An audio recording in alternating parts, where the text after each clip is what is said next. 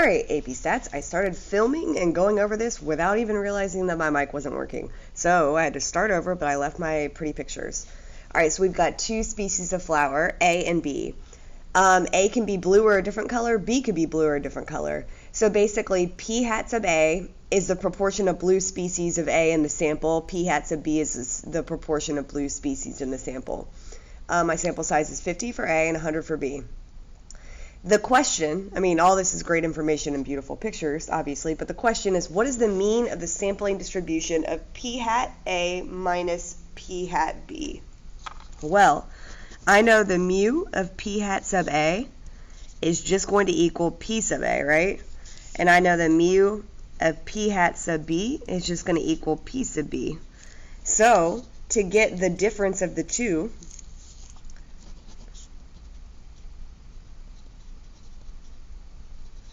remember, when I'm combining random variables, all I need to do is subtract them. P of A minus P of B.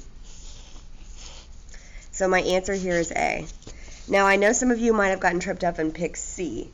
C would only be correct if you had that mu in front of it. Right? These are talking about the samples, and that's never going to be our true mean of the sampling distribution. I don't care about the sample of A minus the sample of B. I want the true proportion of A minus the proportion of B. All right, number 2. So what I like to do before I even go through and read these is to look at the actual question, and that way I can pick out the applicable, relevant information. So which of the following is true about the sampling distribution of the difference in sample proportions of defected parts? All right, looks like they're giving us the mean and the shape. So whenever we're talking about the mean, we know that the mu of P hat is equal to P. So I just need to find what P is. And I'm sorry, we're dealing with differences here, right? So P hat 1 minus P hat 2, it's going to be P1 minus P2. So I just need to subtract them. So let's go ahead and find the mean. All right, the number of defective parts produced by each machine is about 1%. Suppose 2 independent random samples, each sample size was selected, where one is a sample of parts produced by A and one is produced by B. All right, so it looks like P of 1 equals 0.01 and P of 2 is equal to 0.01. So when I subtract them,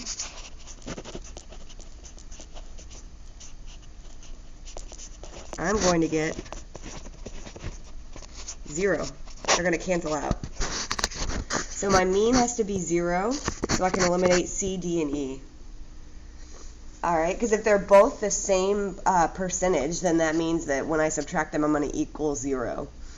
All right, now we're talking about the shape. Shape, what condition should you be thinking of?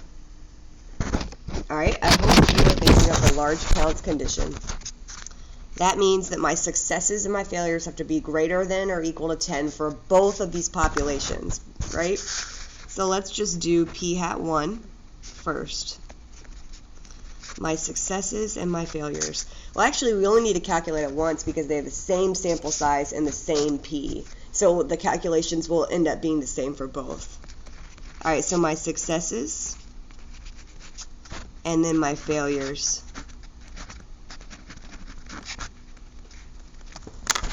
So let me go ahead and get my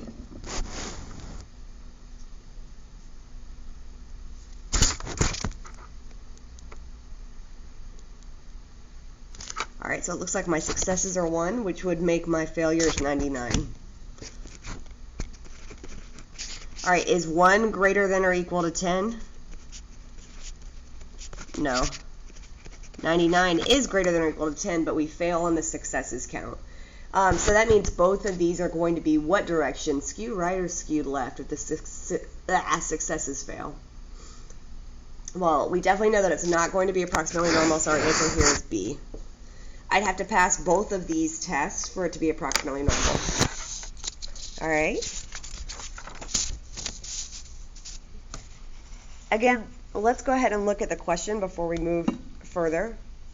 Then I'll know what I'm looking for when I reread the question. Are the sample sizes large enough to assume the sampling distribution and the difference of sample proportions is approximately normal? All right, so that means both sample sizes have to meet the large counts condition, right? So let's take a look. X and Y are two drugs. So I'm going to go ahead and set up large counts because I know that my successes and my failures would be greater than or equal to 10. All right, about 7% of people using either drug experience side effects. A random sample of 75 people used drug X and 150. All right, so that means that my P for both is 0.07. So my sample sizes, it looks like for X, my sample size is 75. And for Y, it's 150. All right, I'm going to multiply them by the probability of success and the probability of failure. And I'm going to see if they're greater than or equal to 10. All right.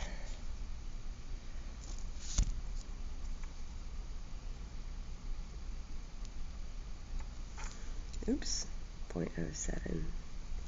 5.25.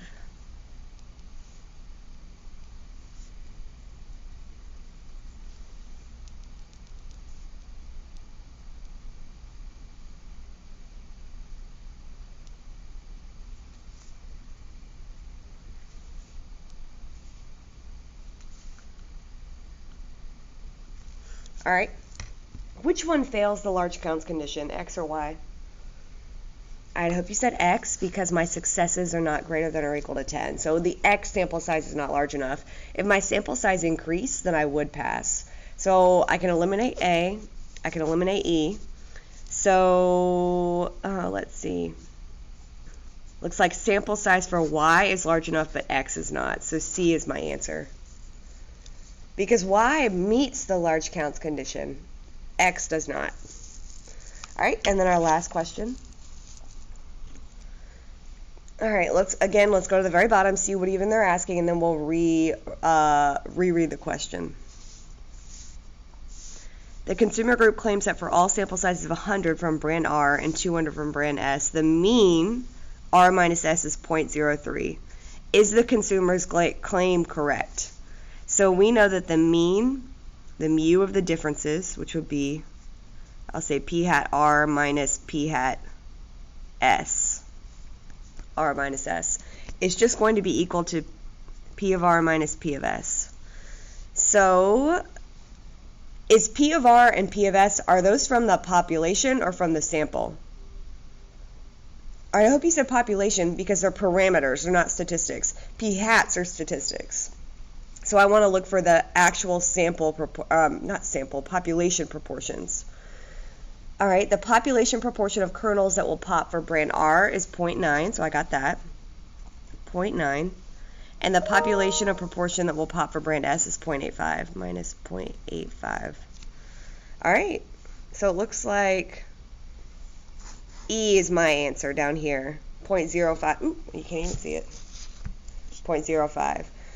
All right, we know that B, C, and D are not even the formulas for the mu of the differences, so it had to be either A or E.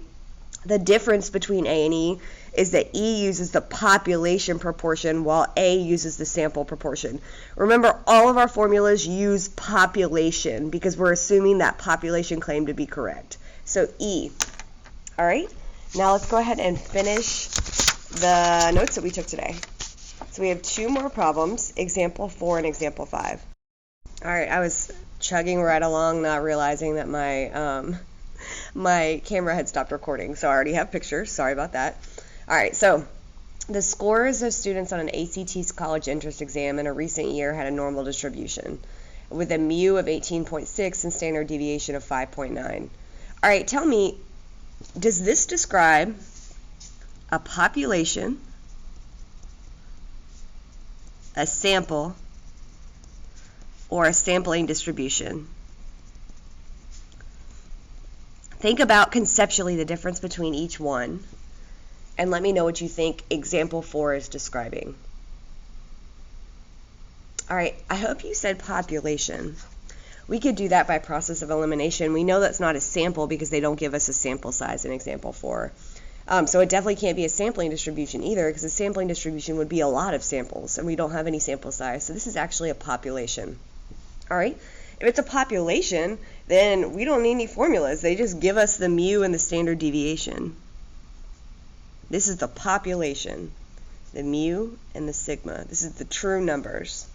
All right, we want to know the probability that a single student randomly chosen will have the test score of 21 or higher. So should I put 21 or higher above the mean or below the mean?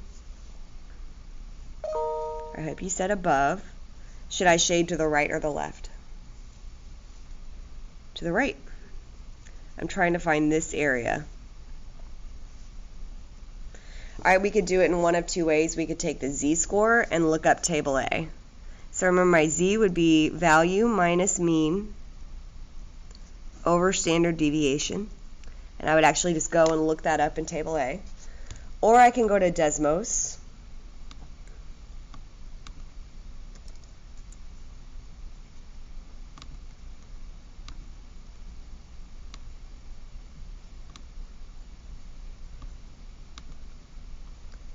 Where I hit function, distribution, normal distribution. All right, my mean is 18.6. My standard deviation is 5.9. What am I going to put for the min and the max here? All right, I hope you put the min is 21 because we're looking to the right, and the max is infinity. So that area underneath the curve, which it serves as my probability, is 0.3421, or 34.21%. All right. You'll get the same answer if you calculate the z-score and look it up in the table A. Let's go ahead and do that right now just to remind ourselves how to do that.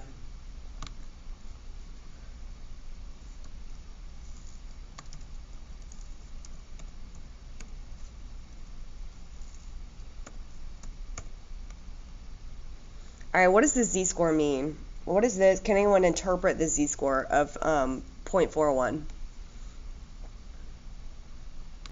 Remember, the z-score is the number of standard deviations above or below the mean that the value is. So our z-score is positive, so our value of 21 is 0.41 standard deviations above the mean. So it's within one standard deviation of the mean. All right, so I'm going to go ahead and look this up in the table A. So I go to positive 0.41, and I get 6591.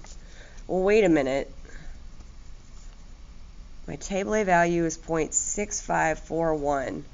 Why is that not the same as what we calculated? I'm sorry, 0.65, wait, where am I? 0.6591.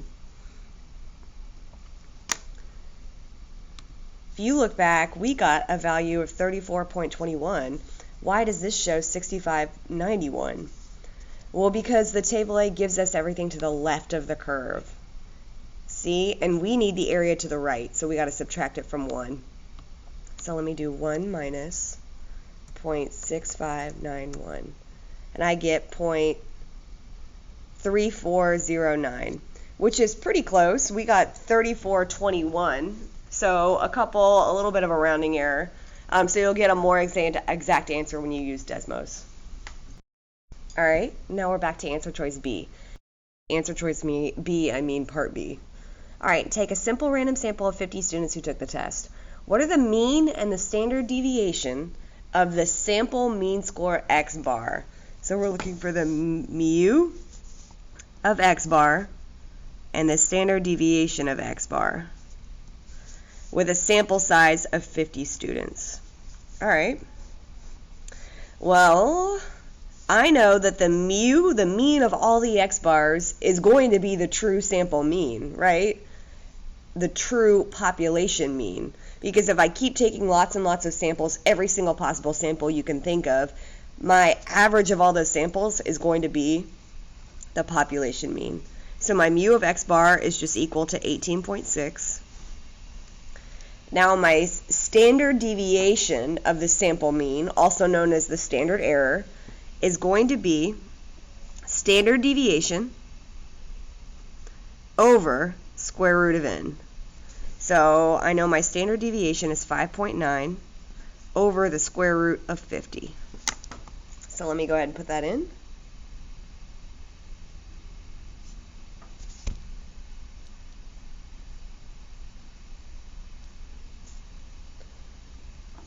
And I get 0.8344.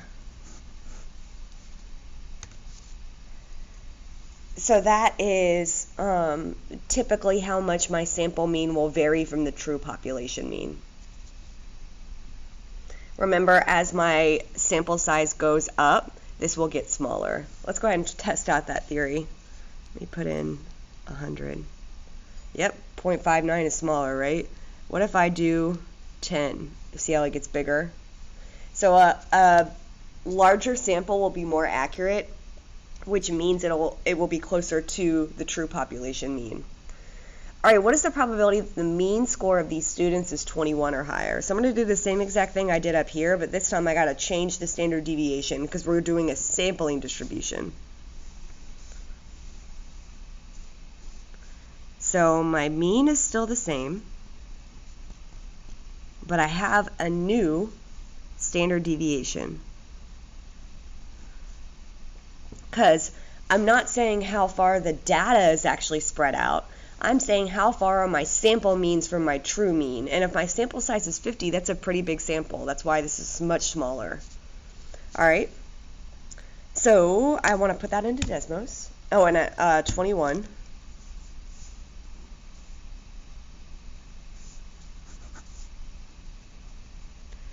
This time I'm not asking for the probability of their score being 21 or higher. I'm saying the probability that the sample mean, meaning that I took 50 students and I averaged their score, do you think the probability is going to be higher or lower?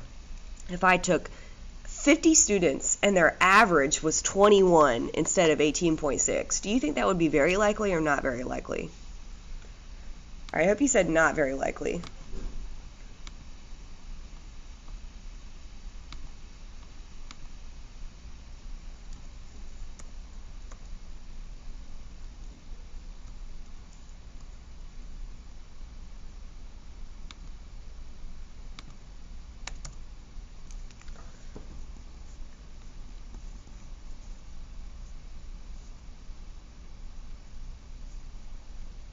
All right.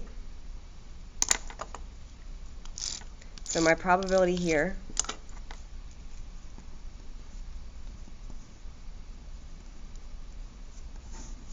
is much smaller than the original probability.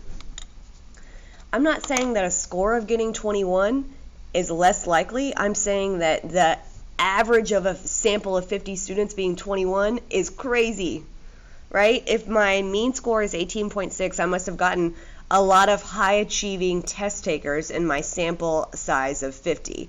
That doesn't mean that it couldn't happen. It's just not very likely. All right. I want you guys to try example 5 on your own. So go ahead and try A. Come back and we'll check it. All right. Choosing an SRS of 100 men from the population, describe the sampling distribution of X bar. All right, so the 3 things that we need to describe are what? Shape, center, and variability. So my shape, is it approximately normal? Well, first check and see if the population is normal. Suppose the blood cholesterol level followed normal. Okay, good. We don't even need to check the central limit theorem because the population is normal. The sampling distribution is normal because the population is normal, approximately normal. All right, center is going to, good morning. Center is going to be my mu of X bar. And remember, my mu of X bar is just equal to the mu of the population, right?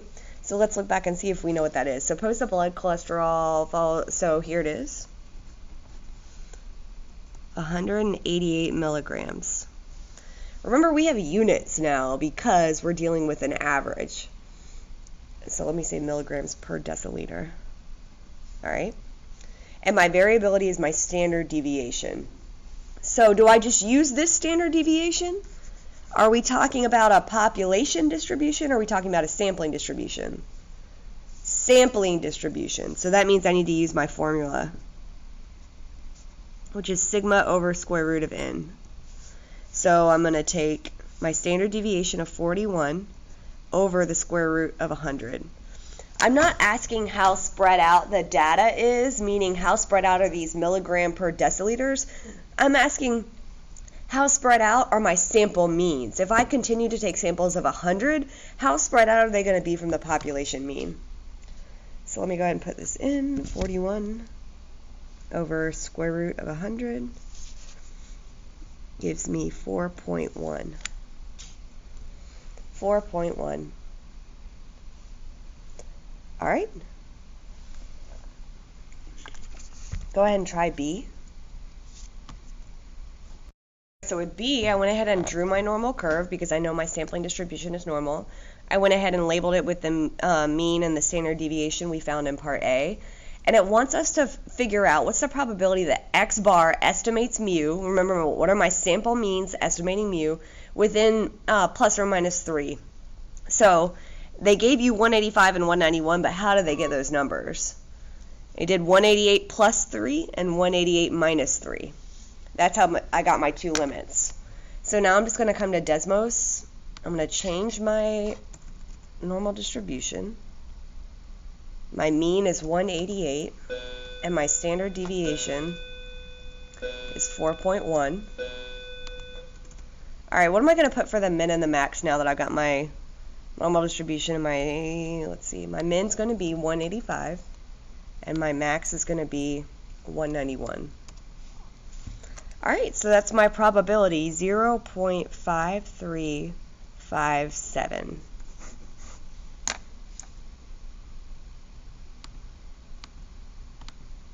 All right, and my last part, go ahead and try that on your own. Pause the video. All right, choose a simple random sample of 1,000 men from this population. Now what is the probability that X bar falls within 3 milligram deciliters of mu? All right, before we do anything, I want you to tell me conceptually, do you think that my probability is going to go up or down? Think about what I'm doing here. I'm increasing my sample size. So do you think that my sample mu's are going to be closer to the true population mean or further away from? All right, I hope you said the probability is going to go up, because it's more likely that my sample means will be closer because I'm increasing my sample size. So the only thing I need to do here is recalculate my standard deviation. I have the same mean, but now, this time, my standard deviation is going to be smaller. So I'm going to use 1.2965. All right, I'm going to draw the same values.